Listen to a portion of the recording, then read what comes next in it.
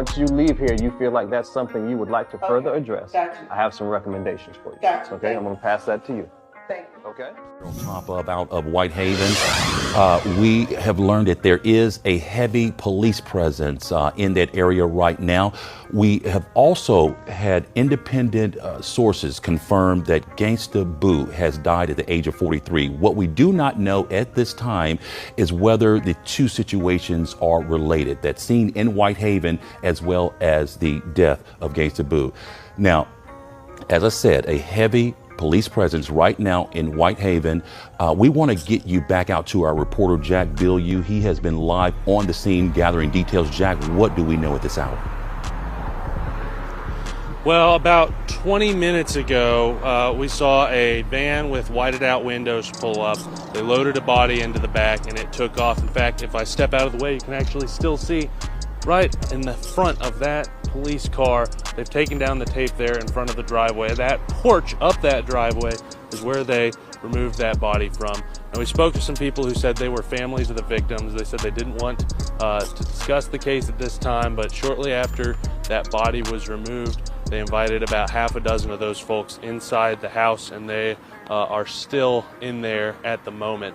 As you can see, still police cars lining the street in front of the house going both directions. This is on Rains, right between Grace Methodist Church and the Whitehaven Public Library. We've been out here since just before 5 o'clock, and the scene has stayed equally busy. One thing that we have seen change, there was a crime scene van here earlier. That's since pulled away. Same with the forensics truck. Scene still very active, still plenty of police officers out there, and still a crowd of people gathered to my left watching this whole investigation unfold. Daniel? I know you mentioned that you spoke with some people who say that they are family. Tell me this, how many people are you seeing out there? Is it, you said that there was a group of people. Are a lot of people out there? What are you seeing?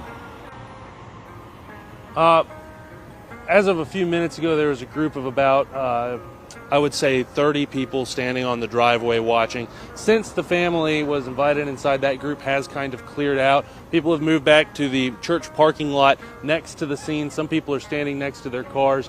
I would say there's still about half a dozen people standing on the neighboring property. And then even here on the other side of the street where we are, there are some people parking, standing outside their car and just kind of watching this situation. We've seen a lot of people doing Facebook Lives out here today, that kind of thing. You know, and when they removed the body, those family members did request that people turn their phones off. Jack Bilyeu, of course, on the scene there in Whitehaven. Of course, we want to just re-emphasize that we have two different things going on. We don't know just yet whether they are connected. We have the death of Gangsta Boo, a member of 3-6 Mafia, the second woman to be in that group of 3-6 Mafia. We also have that police scene in Whitehaven, that heavy police scene. We're working to confirm with police right now whether they are connected. More information has come in about the death of 3-6 Mafia's Gangsta Boo, dead at 43, possible OD. Sources connected to Gangsta Boo tell TMZ the rapper's death appears to be drug-related. We're told Gangsta was with her brother last night at a local concert in Memphis, and that her siblings started to overdose sometime in the night, requiring hospitalization. While he ended up being okay, our sources tell us that people familiar with Gangsta Boo's death scene insist narcotics were found on her person and that a fentanyl-laced substance is believed to be at play.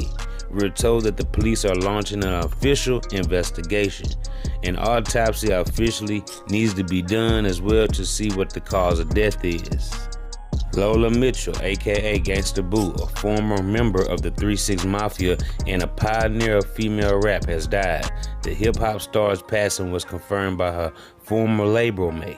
3-6 Mafia, that's why we lasted so long, because we were really friends. You get what I'm saying?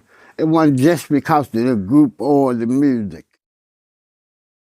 Well, I remember the night it happened, I called DJ Paul, and we had a conversation about what was going on. He said that she was, you know, because she lives in L.A. She doesn't live in Memphis. Yeah, she don't live in, yeah, she didn't live. Yeah, she was just visiting, you know, getting some stuff done. And I guess she was supposed to go home the night before but either the plane got canceled or she got, she missed a flight or something like that. So she decided to stay one more night. And I guess her and her brother were partying. And, according to some reports, I guess they had taken some cocaine, which ended up being laced with fentanyl. Right. And they say that's the story. I don't know. We don't have an official toxicology report, but this is what's been floating around. They said, if it's wrong, I apologize. No. You bad. You right like a fool. They was with 8 Ball of MJG. They wasn't with them, but they went to their show. They had a show in Memphis down here, and Boo, her brother and them went to the show, and whoever they got the cocaine from, they end up being, like you said, laced with fentanyl. And I was kind of puzzled off that shit because ain't nobody in Memphis really would give Gangsta Boo fentanyl. So, for me, I don't give a fuck who you is or what you claim you is and how you claim you are. I kind of feel like somebody else put that on her. Some people that was around her did all this fucking time and tried to blame it on her. I just feel like niggas need to be niggas or niggas need to be back men or something. Nigga, take your own mistake.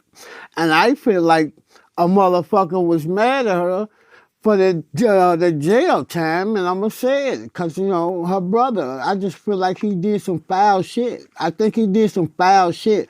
I don't give a fuck. I'm not scared of no motherfucker, but I think he did some foul shit.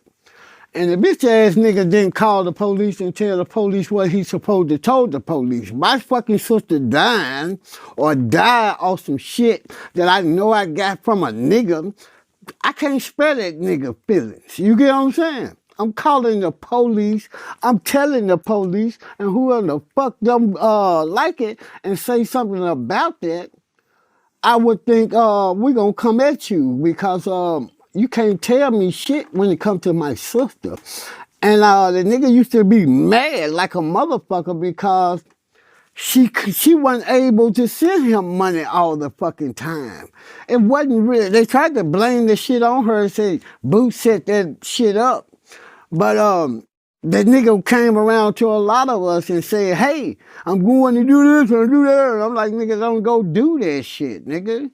Give yourself some time. A lot of people who know how to rap, they think they're going to be famous the next fucking day. You get what I'm saying? Nigga, it doesn't work like that. That time you would have spent on working on your craft and getting to where we at right now, you could have been somebody. But you want to go rob a fucking